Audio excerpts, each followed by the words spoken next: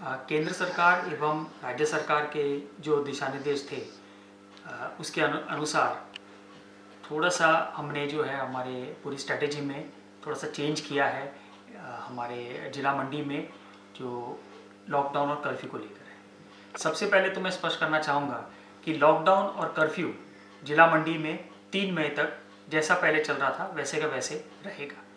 इसमें हमने 24 मार्च को पहले कर्फ्यू का ऑर्डर निकाला था और उसके बाद सब्सिक्वेंटली जैसे सरकार के कुछ दिशा निर्देश प्राप्त हुए, हमारे ऑर्डर्स को हमने धीरे धीरे से समय रहते उसको अमेंड किया था। तो आज हमने उन सब चीज़ों को कंबाइन करके एक होलिस्टिक ऑर्डर फिर से निकाला है, जिसमें वही चीज़ें हैं जो पहले हमने एक एक अलग अलग ऑर्डर्स निकाले थे, उसको कंबाइन करके एक कंसोलिडेटेड ऑर्डर निकाला है। तो सबसे पहले तो कर्फ्यू वैसे का वैसे 3 मई तक रहेगा।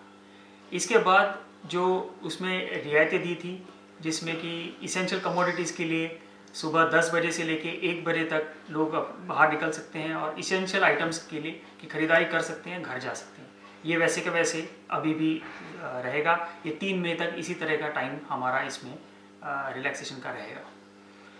इसके साथ ही जो एग्रीकल्चर, हॉर्टिकल्चर की एक्टिविटीज़, फिशरी, एनिमल हस्बेंड्री की जो भी एक्टिविटीज़ थी वो पहले एग्जाम्प्ट की गई थी, वो वैसे के वैसे एग्जाम्प्ट रहेगी। इन एक्टिविटीज़ को जो भी करेगा उसके लिए पूरा फ्रीडम रहेगा, वो जब कभी करना चाहे उसमें ये एक्टिविटीज़ कर सकते हैं।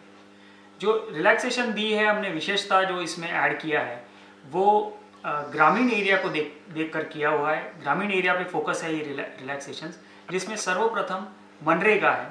मनरेगा की जो एक्टिविटीज़ है वो हर पंचायत में अब शुरू हो सकती है, जिसमें कुछ स्ट्रिक्ट कंडीशंस हैं, ये हर वर्क साइट पे फॉलो करने पड़ेंगे, जिसमें सोशल डिस्टेंसिंग सबसे महत्वपूर्ण है और साथ ही साथ मास्क पहनना है। इसके अलावा सैनिटाइजेशन और बाकी सब चीज़ें भी इसमें शामिल है।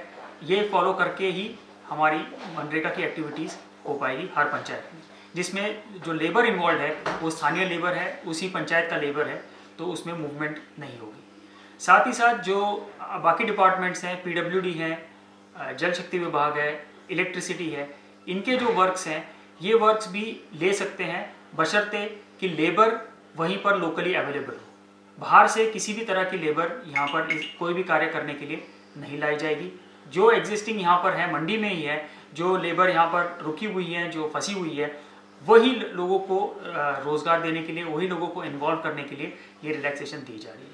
तो ये कार्य जो है वो किए जा सकते हैं। इन सभी कार्यों को, जो भी प्रोजेक्ट स्पेसिफिक कार्य है, उन सभी के लिए स्पेसिफिक डीसी मंडी की फिर से परमिशन लेनी पड़ेगी individual case to case basis पे, और तभी वो वर्क जो है वो शुरू कर सकते हैं।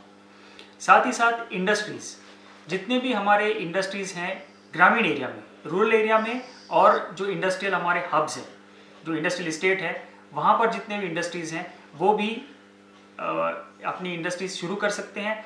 उसके लिए भी उनको परमिशन के लिए अप्लाई करना पड़ेगा, जिसके लिए हमने जनरल मैनेजर डीआईसी को यहाँ पर अपॉइंट किया है जिला मंडी में। उनके माध्यम से ये सभी एप्लीकेशंस फॉरवर्ड होगी और एक एक करके उसको हम अप्रूवल देंगे। उसमें भी काफ़ी कंडीशंस लगाई है जो भारत सरकार द्वारा ही पहले से निर्धारित की है। वो कंडीशंस को अगर फुलफिल करते हैं हर इंडस्ट्री, तभी उनको परमिशन दी जाएगी। तो everything is case to case basis पे। ब्लैंकेट किसी भी तरह की परमिशन हमने आज के ऑर्डर्स में नहीं निकाली है। इसके लिए हमने पहले भी कहा था कि बाकी जो स्टेटस को है वो वैसे का वैसा मेंटेन रहेगा, कोई चेंज जो है वो 20 तारीख के बाद वो एक्सपेक्ट ना करें। जितने भी छोटे छोटे चेंजेस हैं वो भी सशर्त जो है वो इसमें इन्वॉल्व किए गए हैं। इसके साथ जो तीसरे कैटेगरी थोड़े लोग हैं, हमारे कुछ प्लम्बर्स हैं, इलेक्ट्रिशियंस हैं, मोबाइल रिपेयर्स हैं और कारपेंटर्स हैं, इन लोगों के लिए विशेष हमने छूट दी है। इन सभी को भी कंसर्न एसडीएम से परमिशन के बाद वो अपनी एक्टिविटीज़ ले सकते हैं केस टू केस बेसिस पे, और उसमें भी जो कंडीशंस है, रिस्ट्रिक्शंस है, उसको फॉलो सबको करना पड़ेगा। तो ये बेसिक रिलैक्सेशंस थी। बाकी मेडिकल से संबंधित और कोविड से संबंधित जो हमारा रिस्पॉन्स है, उनकी मूवमेंट को लेकर जैसे पहले था वैसी स्थिति है, और बाकी एक्टिविटीज़ हमारी गुड्स ट्रांसपोर्ट की है वो जैसे पहले चल रही थी वैसे ही चल रही थी। तो इसके अलावा कोई चेंज नहीं है। मेन जो पॉइंट हम रेज करना चाह रहे हैं कि हमारे लिए इस कोविड की लड़ाई में सबसे ज़्यादा ज़रूरी है सोशल डिस्टेंसिंग, और सोशल डिस्टेंसिंग को एनफोर्स करने के लिए कर्फ्यू लगाया गया है। ये कर्फ्यू ऐसा का ऐसा 3 मई तक रहेगा। मैं लोगों से अपील करना चाहूँगा पुनः एक बार कि जैसे पिछले लगभग महीने भर से लोगों ने हमारा साथ दिया है, उसी तरीके से आगे भी हमारा साथ देते रहें। सिर्फ आवश्यक वस्तुएं खरीदने के लिए लोग बाहर निकल सकते हैं, इसके लिए टाइम दिया गया है। हमने होम डिलीवरी भी इनकरेज की है कि लोगों को अन्य सिर्फ बाहर ना निकलना पड़े।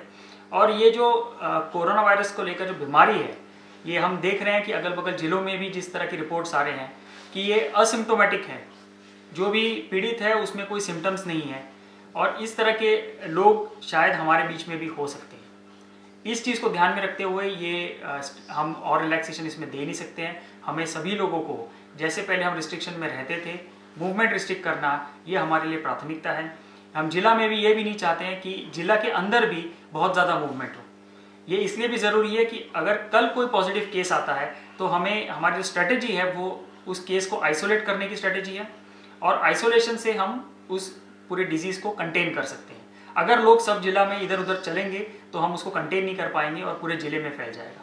इसलिए रिस्ट्रिक्शंस जैसे थे वैसे बरकरार है। मैं लोगों से पुनः अपील करूंगा कि प्रशासन का इस पूरे एक्टिविटी में सहयोग करें।